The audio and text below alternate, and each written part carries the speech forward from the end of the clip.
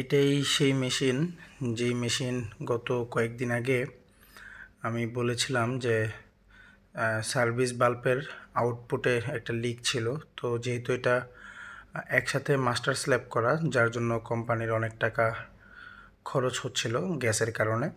তো আজকে আমরা এই সার্ভিস বাল্বটাকে খুলব। অনেকেই বলতে পারেন যে ভাই এটা চেঞ্জ করে দিলেন না কেন?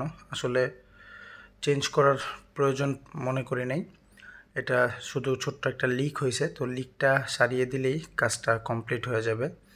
এই জন্য হচ্ছে আমরা গ্যাস যেটা আছে যতটুকু সম্ভব হয়েছে আমরা ওটা আউটডোরে লক করে রেখেছি।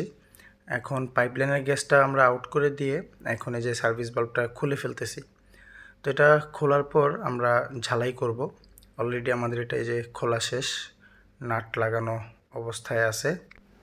তো এই যে দেখতে পাচ্ছেন আমরা ঝালাই করতেছি।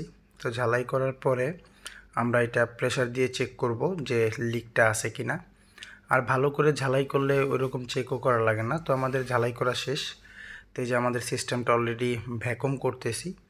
যেহেতু পাইপলাইন প্রায় 7 ফ্লোর নিচ পর্যন্ত গেছে, তারপরে হচ্ছে ভিতরে ইনডোর আছে 13টা, সেই জন্য আমরা 2টা ভ্যাকুম ইউজ করছি। একটা হচ্ছে বড় আর একটা হচ্ছে ছোট। তো আমরা ভালোভাবে ভ্যাকুম করব মিনিমাম 4 ঘন্টা। 4 ঘন্টা ভ্যাকুম করা শেষ হলে যখন দেখব যে না ভ্যাকুম মনের মতো হয়েছে, তারপরে হচ্ছে আমরা সিস্টেমটাতে গ্যাস দেব, এই আর কি। তো সবাই ভালো থাকবেন।